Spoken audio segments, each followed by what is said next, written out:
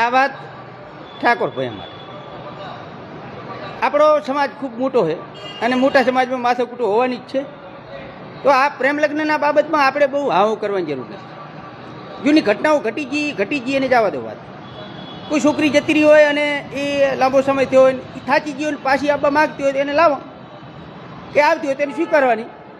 બાકી આપણે ત્યાં ભેગા થઈને એવું કોઈ મનોમંથન નથી કરવાનું કે આપણી જતી રહી એને પાછી લાવો. કારણ કે મોટો સમાજ છે અને મોટા સમાજની ઘણી બધી છોકરીઓ આગી પાછી થતી હોય ને એના મેળે જઈ હોય તો એને જવા દો. ભેગા થઈને મોટા ભવાડા કરવાના નથી. ન કે આ નવી પેઢીનું ઉકળતું લોહી ભેગા થઈ અને કજિયા જ કરે અને કજિયે મેર પડે નહીં. તો આપણે શાંતિ રાખવાની. ઉકેડા ફેંદવાથી ગાભા નહેરે એમ ગાભા નહેરે કોકના ગાભા નહેરી જાય એમ પણ બને. તો શાંતિથી જોઈ રાખો.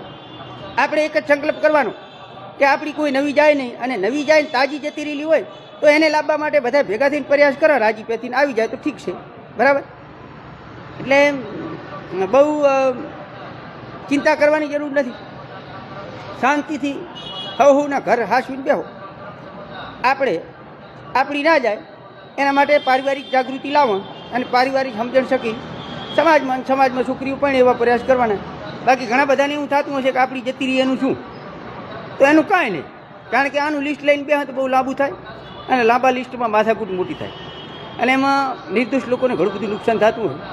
તો એ બધા નુકસાન હવે ભોગવવા નથી. આપણે ઘણા દાડા એ નુકસાન ગાધા અને ખાયા. તો હવે થોડાક વિચારશીલતા અપનાવી અને શાંતિથી સામાજિક એકતા જળવી રહે અને ડખા ના થાય એ દિશામાં આપણે પ્રયાણ કરશું.